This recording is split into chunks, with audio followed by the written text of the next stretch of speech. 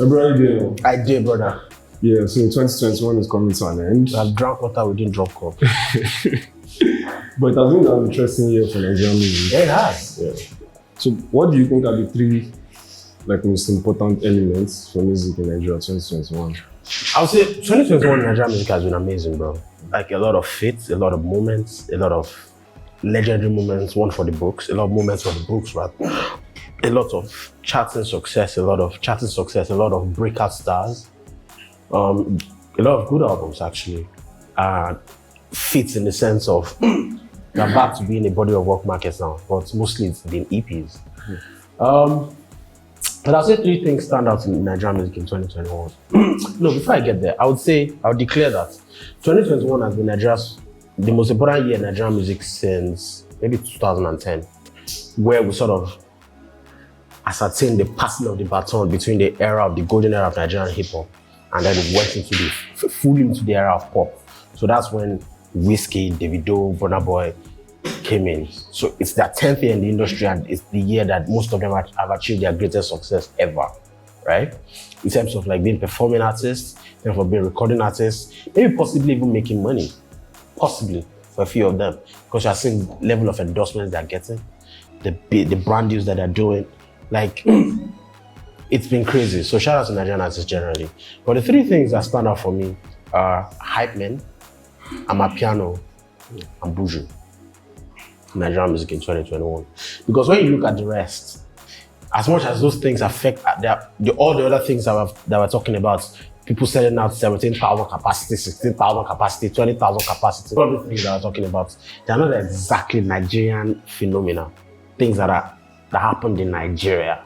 Because as much as those things were good for Nigerian music in terms of the optics, and it's going to be good for us in terms of how we are perceived, the opportunities that future artists are going to get, the level of leverage they have now to negotiate deals, Nigeria still remains the grassroots or the ground where the groundwork is being laid for some of these artists to go out. So I would say the three most important things are Hypemen, Amapiano, and Buju. Three most important, most intriguing elements in Nigerian music this year. So number one, let's go to Hypemen. Hypemen have always been around. Hype has always been a part of Nigerian culture. Either way you look at it. So you're looking at panegyric singers, you're looking at praise singers, you're looking at a lot of people that sing talk, basically. Or maybe even people that talk. For example, Kings have always had panegyric singers or praise singers. And then either you're Igbo or Yoruba or even Hausa, right? Chanting is a core part of African culture, not even just music now, culture generally. So this thing of talking then evolved into like the era of like these guys being back up to Fuji artists, right? You listen to Obesiri back in the day. Oh, scary. But those ones were basically ad-libs, right? But at the same time, you could literally see the hype there. Then maybe the era of someone like Ayefele, who brought the hype man firmly into Nigerian music. People are going to say it was ad-libs. No, those things were not ad-libs. No, they were not just ad-libs. Some of them were, but mostly that guy was actually saying things, right? That guy saying, you want to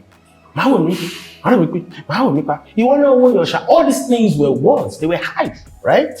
And then we go to the club culture in Nigeria, we go to events, parties, where like hype men then became a core part of Nigerian culture, where they became entertainers. They were not just MCs anymore, they were hype men. These guys that could make a party stand up and turn up. They were amazing people. They were amazing people who were a core part of an evolving culture. Now, these days we are seeing, so over the past, say, 10 years, we have seen a plethora of hype men in Nigerian music, especially the popular ones, maybe people like Notun or Shodi, the Turn Up King, people like that. But over the past 3-4 years, as Nigeria has seen the 3.0 era of street music, we have also seen the rise in the importance of the hype men.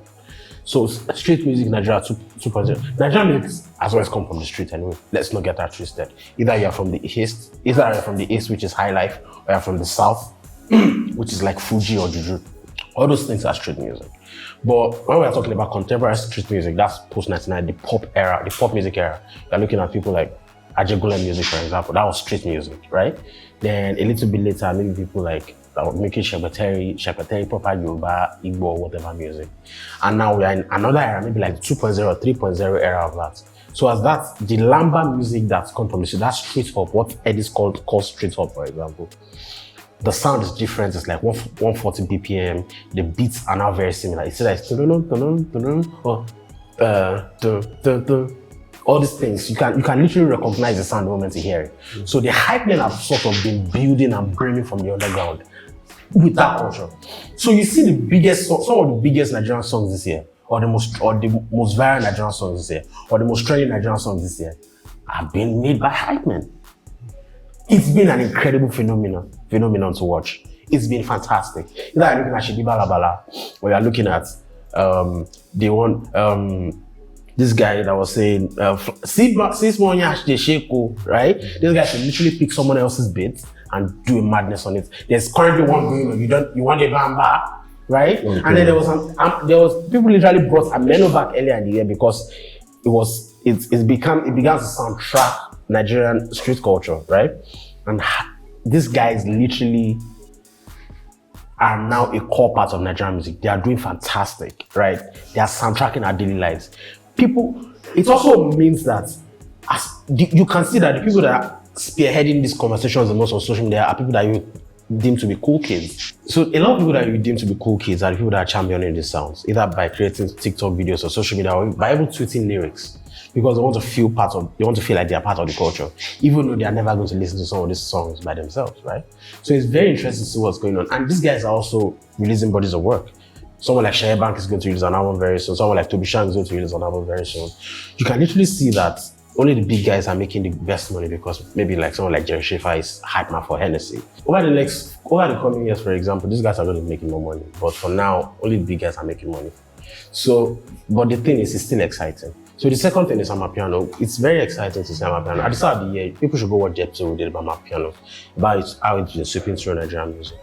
But the thing about Amapiano is that nobody could have predicted the impact of that Amapiano would have on Nigerian records in 2021. First is first.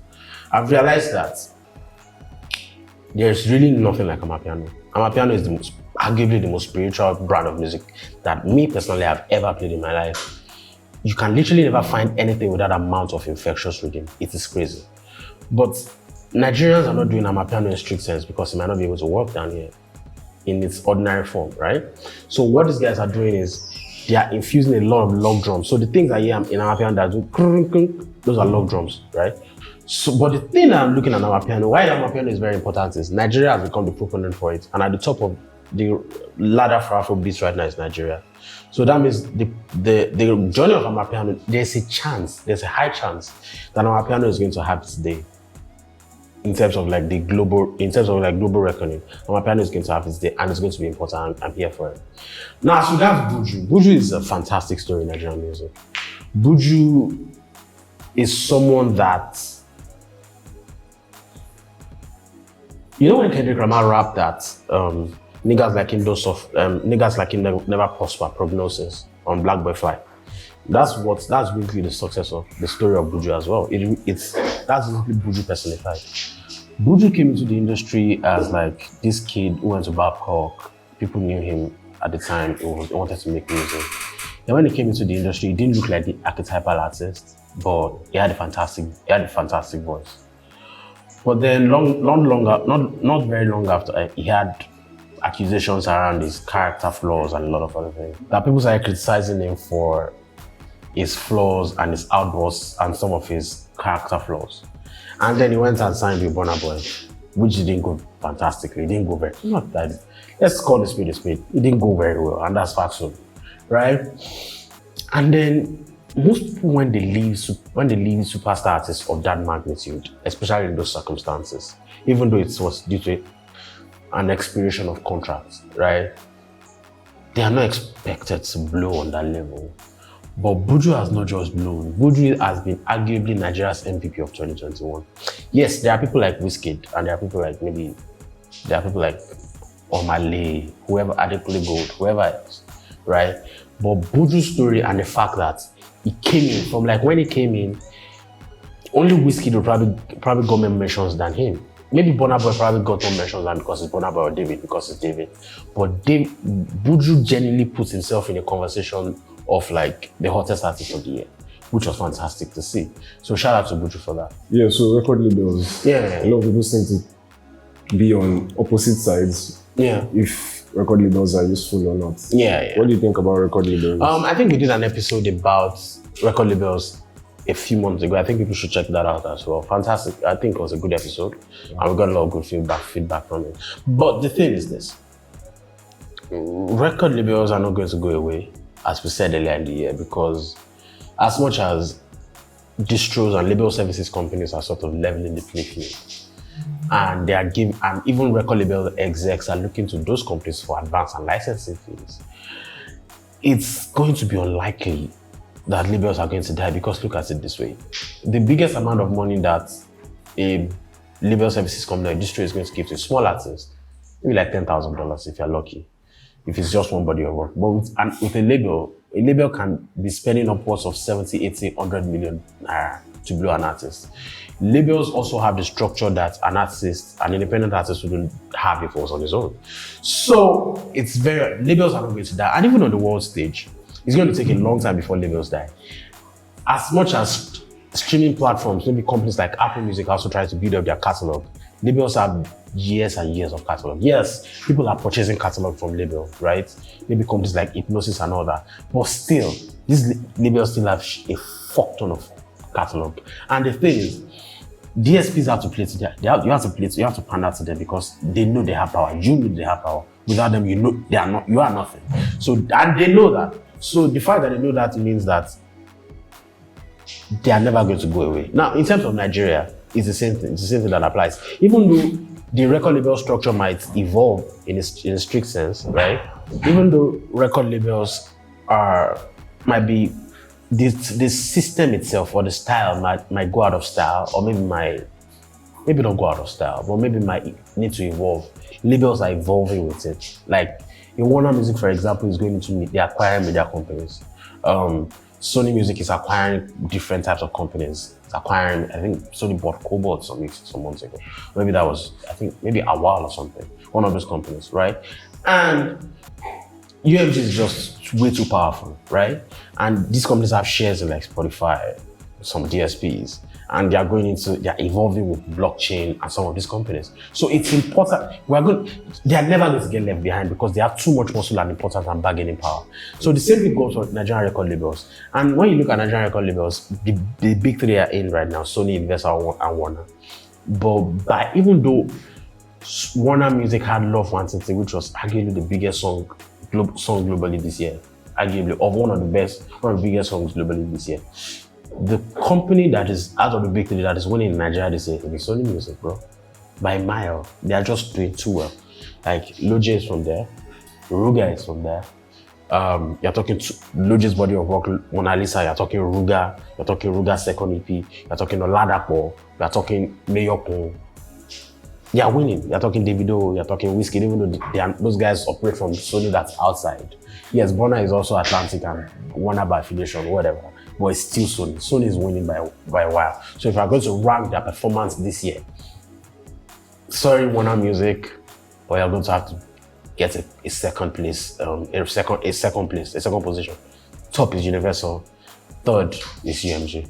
So we had a lot of billboards, nominations and Grammy Awards this year. Yeah. How important will it be for Nigeria? I think we've discussed that severally on this show. I think people should check out the Whiskey episodes that we did this year about the Billboard success. I think we followed all the stories back to back, the Grammys, everything, and what they're going to do. The thing is just, I think people might want to check those facts out to understand.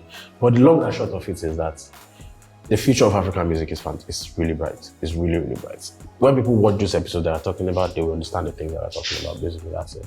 Yeah. So what of DSP success? DSP success has been very interesting in Nigerian music. It's, as much as DSPs are not reflecting the actual or accurate consumption pattern in Nigerian music yet, they are starting to influence the status of popular songs or hit records. So what we see these days is a really good record goes on a DSP. It charts high on the DSP. The cool kids see it on the DSPs. They come and start mentioning it because it's also on playlists, a lot of playlists on those DSPs, maybe Apple Music, Spotify, Deezer, Google Play, whatever, right? They come to Twitter to talk about it. Some of them go to IG to talk about it. If it's not a result of paid influencer marketing, some of them go to TikTok to create content about it, right? So what it does is it creates fear of missing out. And then the record gets bigger because the greatest evangelists for music are people. And social media is the most potent marketing tool in music right now. So it's those guys, they are not exactly reflecting the actual consumption patterns in Nigerian music. And some of the things that are ranking high on DSPs are still sort of like in a bubble. They are not exactly, those things are successful. And we have also seen the concept of a digital hit in 2021, right? I wrote an article about that. I think people should check it out. It's on pause. So there's a phenomenon of a digital hit, right? So but the thing is, it just shows you that a lot of people are moving to online, a lot of people are trying to consume music digitally. And as much as the DSPs are not exactly having the biggest numbers in the world, it shows you that it's definitely on the rise. Because you are looking at a record like Phil's Biggie Reading, for example, charted down on DSPs. People found it, brought it to social media, they talk about it. Everybody started listening to it. As much as it got on radio, it became big, but we have literally seen a lot of records be big on radio and still nobody cares about them. But the fact, there's anything that can create a fear of missing out, you're going to get big. Basically, that's it. So at this time, I think the digital music streaming platform might not be the final frontier of music consumption, but it's interesting to see where they go from here, basically. I think I did a thread about this. I think people should check it out on my Instagram. You'll see it there, basically. All right. Let's move on to non-fungible tokens and digital content. Yeah. What do you think about NFTs? I was speaking with the co-founder of AudioMark yesterday, and we were talking about this. And I sort of presented my arguments to him. And the argument is very simple. It's that those things are attractive. Non-fungible tokens are attractive. And the idea of a unique token for somebody makes a lot of sense because you're the only owner of that thing. But the idea of uniqueness is sort of blown out of proportion. People are selling it on the strength that I can. Maybe Davido sells his music as NFTs and it's limited edition. He sells it for 1 million copies. So you buy it. But the thing is, it might work in the art world, but even in the art world, right? We're talking about tons and tons of NFTs. So where is the value when there is... Look at it this way. Money loses value when there's an excessive amount of cash in circulation, right? So when there's an excessive amount of art in the market, so where's the value? So that means there's going to be limitation in terms of value, right? So for the art world, that's there. But for the music industry operates on the idea of reaching as many people as possible. Do you understand? Like, it operates on that premise. Yeah. Now, the only reason we had piracy became a problem was because people were buying, when direct music sales started blowing up, people were buying CDs and cassettes. Now, music got online, it became a problem because a lot of people couldn't afford the things that were going online. They couldn't get on the internet. A lot of people couldn't purchase the CDs and they still wanted to listen to music because music is life, bro. Everybody wants to access music. It's not like art. Most people can relate to art, but the average person can relate to music. So it's a different ballgame entirely. Now, when something can get to a larger amount of people are going to, the audience will find its own solution. Piracy became a thing. Studio managers started bootlegging the records to sell it to radios, to leak it to OAPs early, right? That was why we had the problem of piracy in the first place. Now, bring it to NFTs. Yes, you can't exactly bootleg. Yeah. One of the biggest selling points of the blockchain is that you can't bootleg. You can't do this, you can't do that. But the truth is, at the end of the day, people are going to find their solutions. Either they are going to go to the studios and start making records again, which means that people that purchase the NFTs don't have value anyway, or another solution entirely will come up. Now, there are two solutions for the music industry. One is a blockchain-based streaming platform, which is going to be like each artist is the administrator of their music. So a company is going to be the head of it. Now, each artist is going to be, they are not going to be going through record labels. They're going to be releasing limited edition or maybe to a wider audience as possible. And then the music is going to get to those people, right? And then maybe the company at the top that operates the system for people administers and gets a little cut, right? And the thing itself still must not be steep. You can say that, oh, if I put out I put out my stuff for $1,000, I'm going to get fans that are going to buy.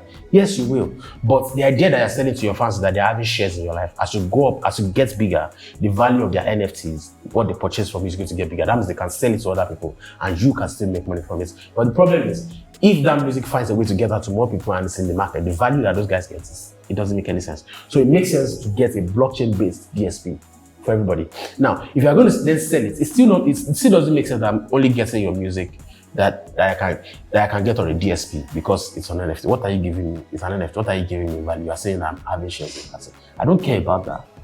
So people have to add exclusive content and everything. That's why it's a platform like AudioMax supporters makes sense. So for Nigerian music, it's definitely a no-go area right now. It can't happen. DSPs are struggling. It's unlikely that NFTs are going to work right now. But what I predict is the world is going to explore it. The world is going to explore it, and by implication, Nigerian music will explore it. And we'll have to wait to see how it goes.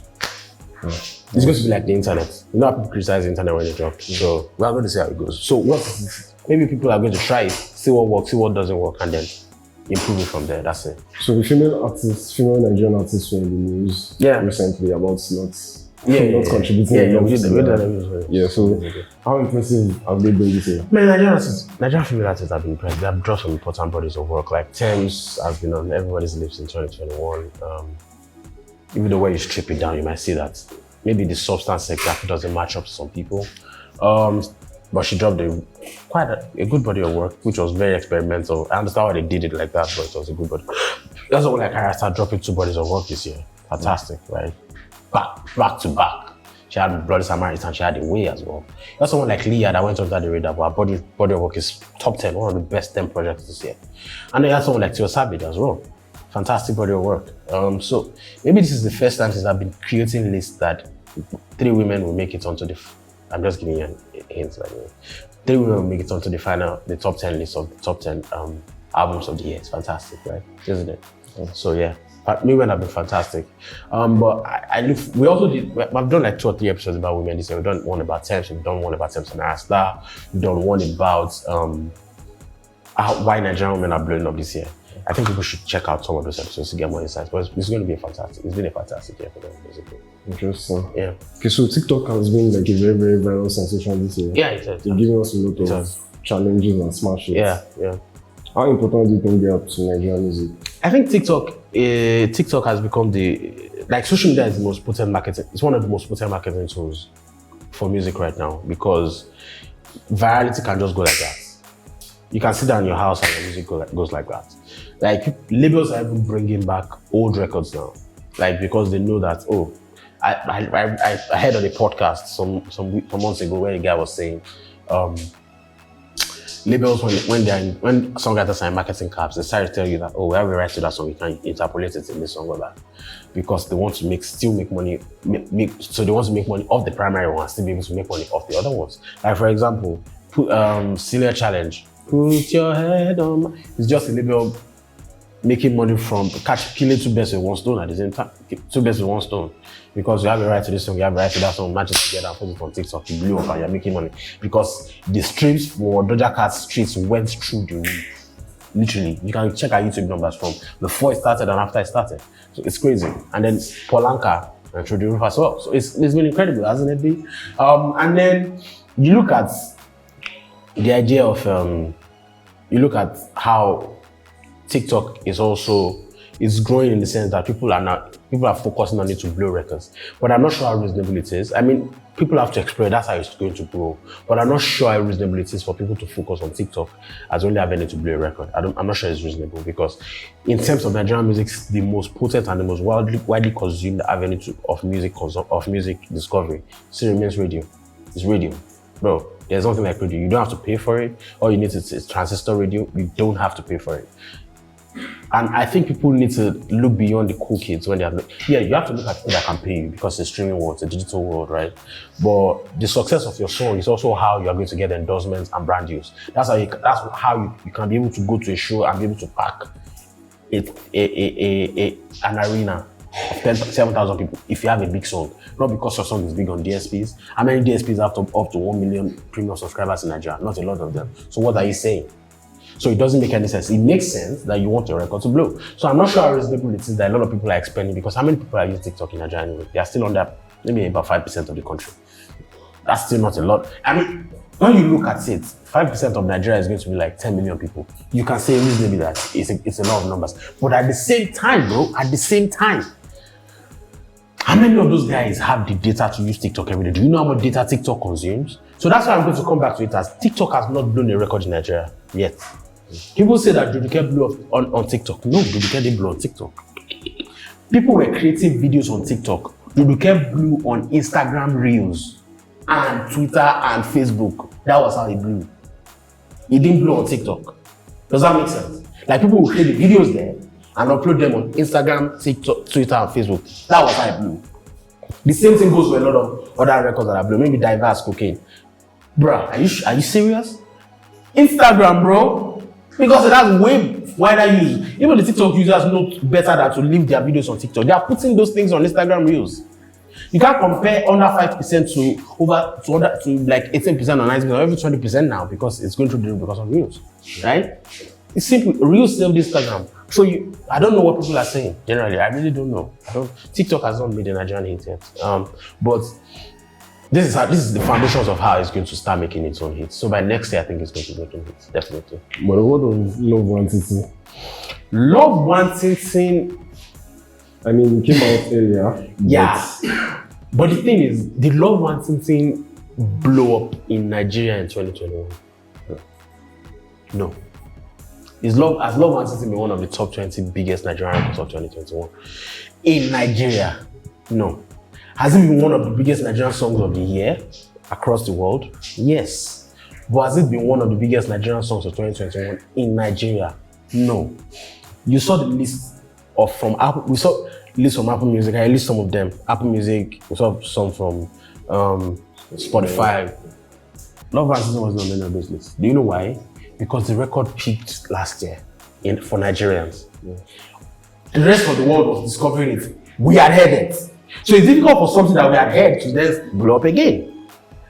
It's not inspiring nostalgia because it wasn't too long ago that it was released. If it was like 7-8 years down the line, yes. But not exactly. It didn't blow Love Wantiti to us. It blew it to the rest of the world. The remix that was made was to the rest of the world, not to us. That's it, and that's facts on it.